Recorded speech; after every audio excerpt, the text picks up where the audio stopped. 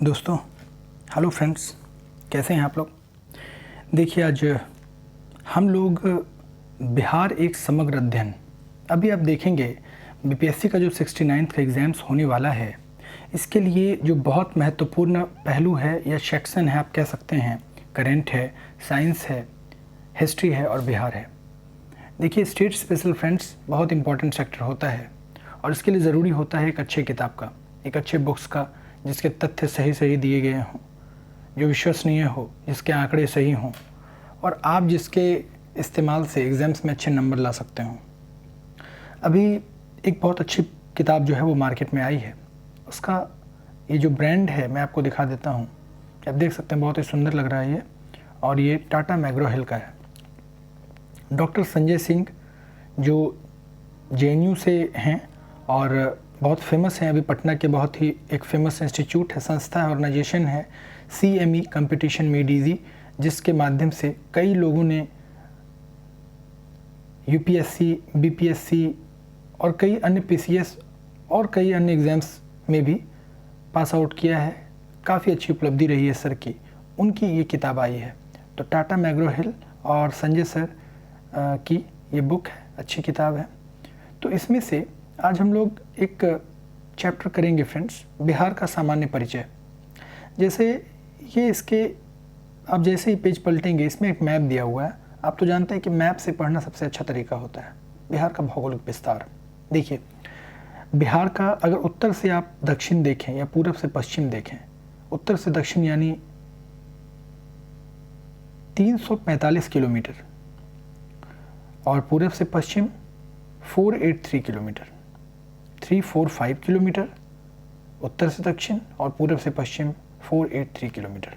ठीक है, उत्तर से दक्षिण 27 डिग्री 31 मिनट 15 सेकेंड से लेकर 24 डिग्री 20 मिनट 10 सेकेंड। ये उत्तरी अक्षांशीय दूरी है हमारी 345 किलोमीटर की।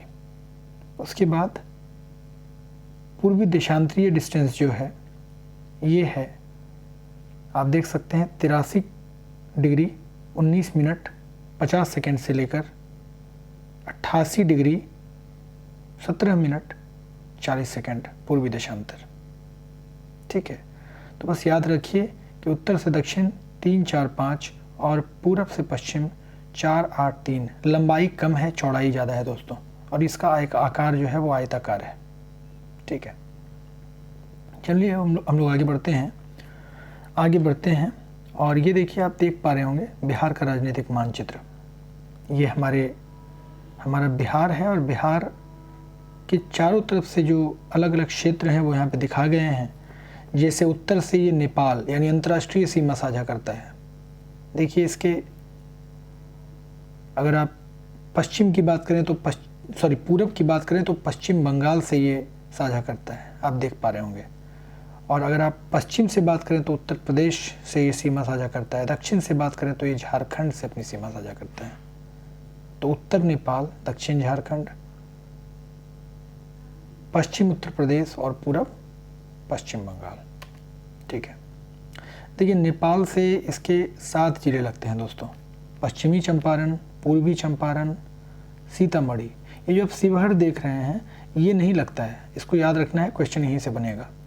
शिवहर नहीं लगता है, देख रहे हैं सीतामढ़ी और पूर्वी चंपारण के बीच में छोटा सा एक जगह है जो टच नहीं कर रहा है बॉर्डर को, वो है शिवहर। तो पश्चिमी चंपारण, पूर्वी चंपारण, सीतामढ़ी, मधुबनी, सुपौल, अररिया और किशनगंज, ये इसके बॉर्डर्स लगते हैं नेपाल से। 7 जिला है कुल। ठीक है, इसके बाद यूपी की अगर बात करें तो यूपी और झारखंड दोनों से ही 8-8 जिले लगेंगे। यूपी और झारखंड दोनों से 8-8 जिले लगेंगे और बंगाल से 3 जिला लगेगा। तो यूपी से कौन कौन जिला लगेगा? पश्चिमी चंपारण, गोपालगंज, सिवान, सारण, भोजपुर, बक्सर, कैमूर और रोहतास।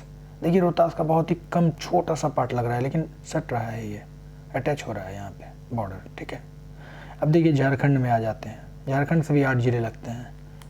झारखंड से कैमूर नहीं लगेगा, ये याद रखना है दोस्तों।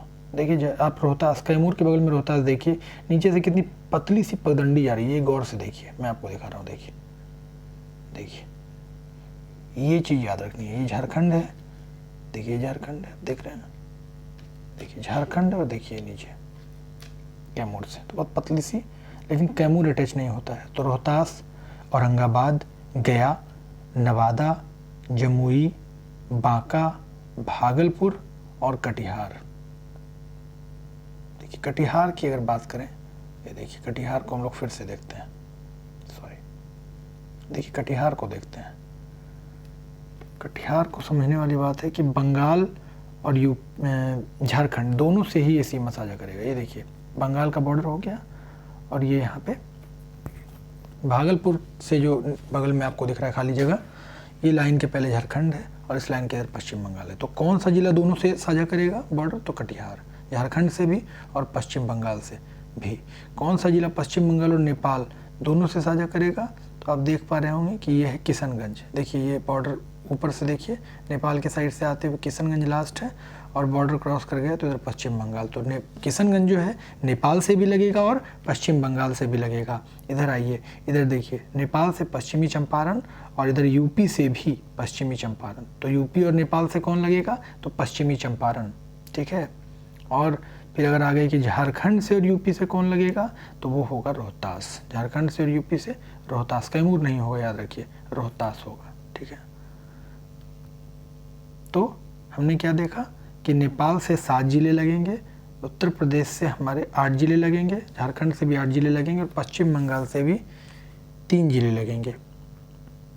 कटिहार पश्चिम बंगाल और झारखंड दोनों से लगेगा, किशनगंज पश्चिम बंगाल और नेपाल दोनों से लगेगा, पश्चिमी चंपारण नेपाल और उत्तर प्रदेश दोनों से, रोहतास उत्तर प्रदेश और झारखंड दोनों से लगेगा, ठीक है। हमने ऊपर वाले लाइन में देखा नेपाल से सटे हुए कि शिवहर नेपाल को टच नहीं करेगा। हम लोग आगे देखें कि शिवहर जो है, क्षेत्रफल की दृष्टि से शिवहर सबसे छोटा जिला है, और क्षेत्रफल की दृष्टि से सबसे बड़ा जिला कौन है? तो पश्चिमी चंपारण। चलिए अब आगे देखते हैं दोस्तों। जैसे बिहार की महत्वपूर्ण भौगोलिक आर्थिक तथ्य जो हैं वो कुछ इस प्रकार से हैं। देखिए अवस्थिति जब आप मैप पर देखिएगा तो मैप के उत्तर में और मतलब उत्तर पूर्व में ये अवस्थित है। तो आप यहाँ पे कर्क रेखा लिखा हुआ है, लेकिन मैप में भी आप देखिएगा ग्लोब के उत्तर पूर्व में ये अवस्थित है, पूर्वोत्तर दिशा में ये अवस्थित है, ठीक है। और इधर से अगर आप देखेंगे तो कर्क रेखा के उत्तर में है। तो कर्क रेखा जो है उसके ऊपर साइड में है बिहार। आप देखेंगे जो बीच से जब आप डिवाइड करेंगे इंडिया को 2 भागों में, भूमध्य रेखा को, तो ऊपर साइड में बिहार पड़ेगा, ठीक है। देखिए अक्षांशीय विस्तार इसका हम लोगों ने देखा, 24 से 27 याद रखिए पहले, 24, 20, 10 से 27, 31, 15 जो हमने अभी देखा था अक्षांशीय विस्तार क्या होता है। तो इसका जो उत्तर से दक्षिण दूरी है वो अक्षांशीय विस्तार है, इतना ही ध्यान में रखिए। देशांतरीय विस्तार क्या होता है? तो पूरब से पश्चिम जो है वो देशांतरीय विस्तार है।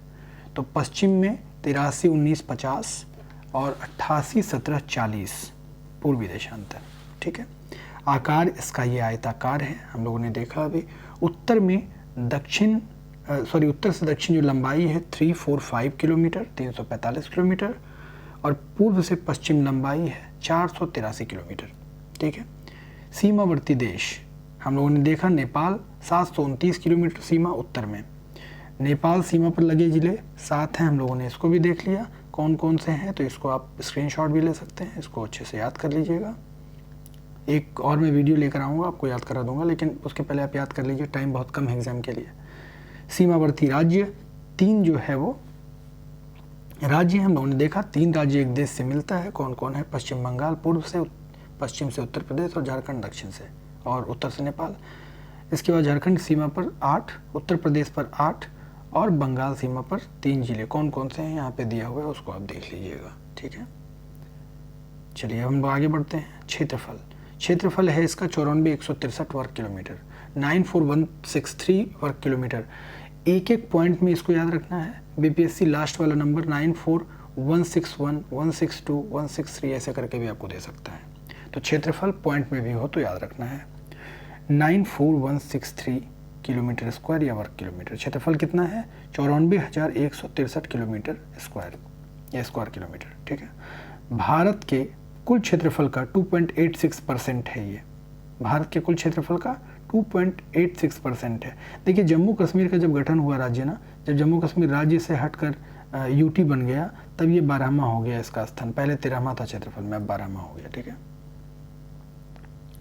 तो कुल में कहे तो 13वां, लेकिन ऐसे 12वां। कुल ग्रामीण क्षेत्रफल इसका है 92,358.40 वर्ग किलोमीटर। कुल नगरीय क्षेत्रफल है 1804.60 वर्ग किलोमीटर। समुद्र तट से दूरी लगभग 200 किलोमीटर के डिस्टेंस है। आप देखते हुए हमारे सबसे नज़दीक जो समुद्र तट है वो है कोलकाता वाला, तो समुद्र तट से 200 किलोमीटर के डिस्टेंस पे हैं हम लोग बिहार में। समुद्र तल से औसत ऊंचाई 173 फीट, ये याद रखिएगा 173 फीट। अगर मीटर में पूछे तो 53 मीटर, दोनों के लास्ट में 3 है, कन्फ्यूज़न हो सकता है।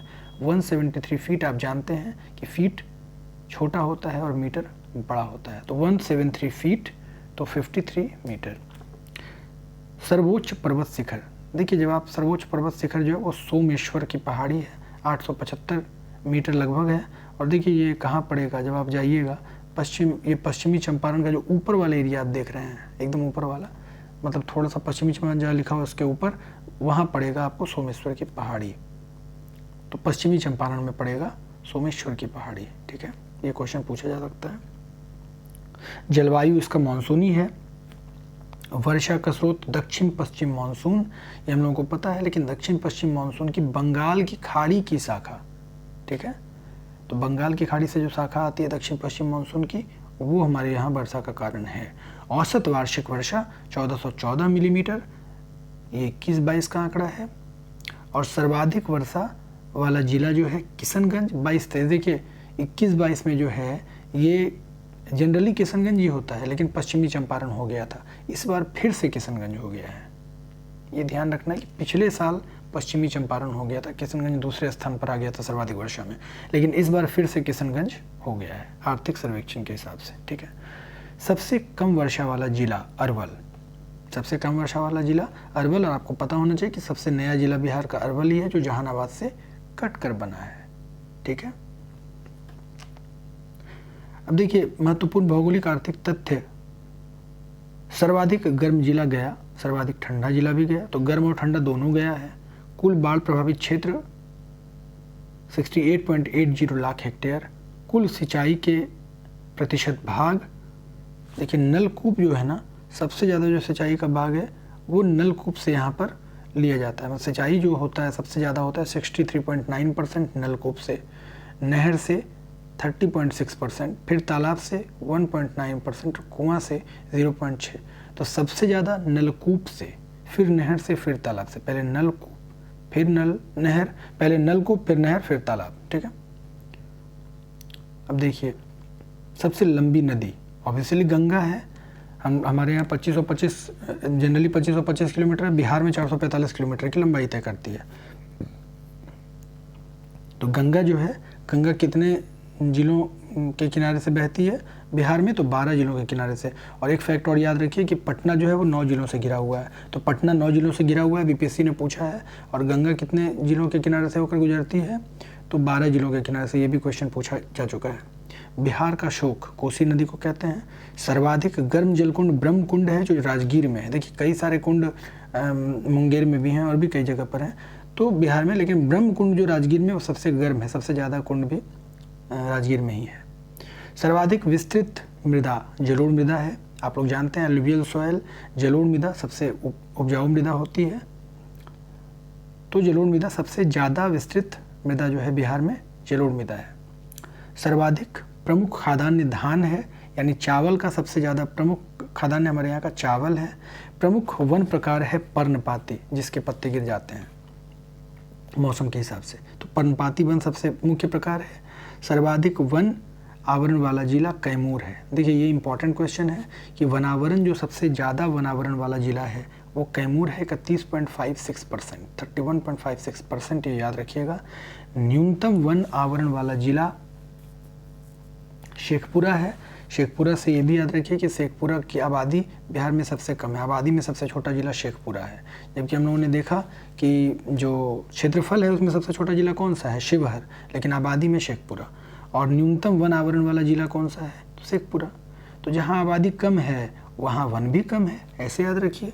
वहाँ क्या ज़रूरत है गाछ वृक्ष का, तो जहाँ आबादी कम है वन भी कम है। शेखपुरा में 0.17%, 1%, 7.84%, 1%, 7.84%, ठीक है। और ये कितना हो जाएगा, 7380.79 वर्ग किलोमीटर, 1%, 7.84 किलोमीटर। और इसको ऐसे याद रखिए कि 7 से ही शुरू होता है, 7.84% है, और 7384 है, ये भी 7 से शुरू होता है, ठीक है।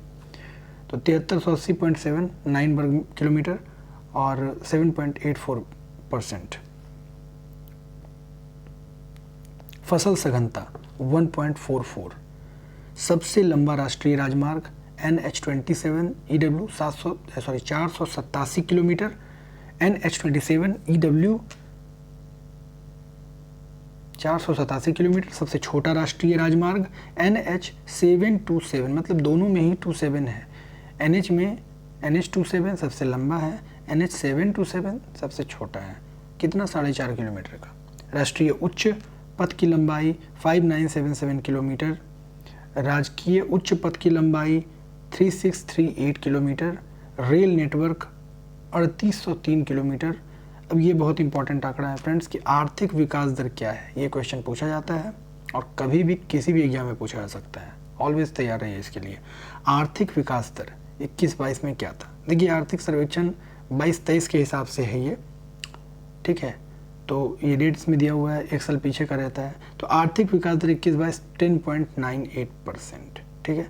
विभिन्न क्षेत्रों में वृद्धि दर विभिन्न क्षेत्रों में जो वृद्धि दर है, सॉरी फ्रेंड्स, और हाँ, विभिन्न क्षेत्रों में जो वृद्धि दर है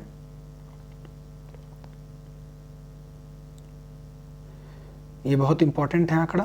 प्राथमिक में 9.6%, द्वितीयक में 3.8%, तृतीयक में 13.3%। देखिए प्राथमिक यानी प्राइमरी, द्वितीयक यानी सेकेंडरी, तृतीयक यानी टर्शियरी। प्राथमिक यानी एग्रीकल्चर और एलाइड सेक्टर, द्वितीयक यानी उद्योग की बात कर रहा है, और तृतीयक यानी सर्विसेज यानी सेवा की बात कर रहा है, ठीक है। तो एक बार फिर से फ्रेंड्स, ये बहुत इंपॉर्टेंट है, यहाँ से क्वेश्चन बनते हैं। विभिन्न क्षेत्रों में वृद्धि दर क्या रहा, तो प्राथमिक या एग्रीकल्चर एंड एलाइड सेक्टर में 9.6%, द्वितीयक या उद्योग सेक्टर में 3.8%, और तृतीयक या सेवा या सर्विसेज में 13.3%। पूछे कि सबसे ज़्यादा किस में रहा वृद्धि दर, तो सर्विसेज या टर्शियरी या तृतीयक सेक्टर में। सबसे कम किस में रहा, उद्योग में, ठीक है। अब देखिए इसके बाद विभिन्न क्षेत्रों का योगदान क्या रहा। योगदान जीडीपी में पूछ रहा है फ्रेंड्स, किस चीज़ में योगदान, जीडीपी में योगदान कितना रहा। तो जीडीपी में योगदान प्राथमिक 21.2%, द्वितीयक 18.1%, तृतीयक 60.7%। फिर से एक बार, प्राथमिक यानी एग्रीकल्चर और एलाइड सेक्टर 21.2%, द्वितीयक यानी उद्योग में ट्रेड में 18.1%, तृतीयक यानी सर्विसेज या सेवा में 60.7%, ठीक है। ये दोनों अलग अलग चीज़ें हैं दोस्तों। क्षेत्रों में वृद्धि दर की बात कर रहा है तो कितना वृद्धि हुआ, और विभिन्न क्षेत्रों का योगदान पूछ रहा है कि कितना कंट्रीब्यूशन है। वृद्धि दर क्या है, कंट्रीब्यूशन परसेंट क्या है, ठीक है। तो दोनों को ध्यान से रखिएगा, एक बार देख लीजिएगा, एक बार अच्छे से इस आंकड़े को देख लीजिए, स्क्रीनशॉट भी ले सकते हैं। देखिए ऐसे कर लीजिए और देख लीजिए उसको अच्छे से, ताकि आपको याद हो पाए। अब देखिए कुल खाद्यान्न उत्पादन 184.9 लाख टन, कुल खाद्यान्न उत्पादन 184.9 लाख टन। प्रति व्यक्ति ऊर्जा खपत, प्रति व्यक्ति ऊर्जा खपत यानी बिजली की बात कर रहा है, कितना खपत है, 329 किलोवाट, 329 किलोवाट। प्रति व्यक्ति आय की बात कर रहा है, सर्वाधिक आय पटना में, न्यूनतम शिवहर में। पटना की आय है इस बार की 1,15,000 समथिंग, और शिवहर का न्यूनतम है 18,000 समथिंग। तो ये याद रखिएगा फ्रेंड्स, 1 लाख से ऊपर आय करने वाला सिर्फ एक ही जगह है, पटना, ठीक है। और काफ़ी चीज़ें हैं, तो हम लोग बाकी चीज़ों को नेक्स्ट सेशन में करेंगे, नेक्स्ट वीडियो में करेंगे। वीडियो ज़्यादा लंबा नहीं बनाना चाहता, आप इसको अच्छे से पढ़िए, इन चीज़ों को अच्छे से देखिए, जो आंकड़े बताए गए हैं उसको अच्छे से समझिए, उन चीज़ों को देखिए और अच्छे से याद कर लीजिए ताकि एक भी आंकड़ा एग्ज़ाम्स में मिस ना हो फ्रेंड्स। और अच्छे से स्टडी करते रहिए। 69th का एग्ज़ाम तो बहुत नज़दीक है, बहुत कम समय बचे हैं और आप अच्छे से पढ़ाई कर भी रहे हैं, तो all the best. Thank you friends. और इस चैनल को शेयर और सब्सक्राइब करना ना भूलें। जल्दी से जल्दी इसको लाइक, शेयर और सब्सक्राइब करें, ज़्यादा से ज़्यादा लोगों तक पहुँचाएँ। Thank you friends.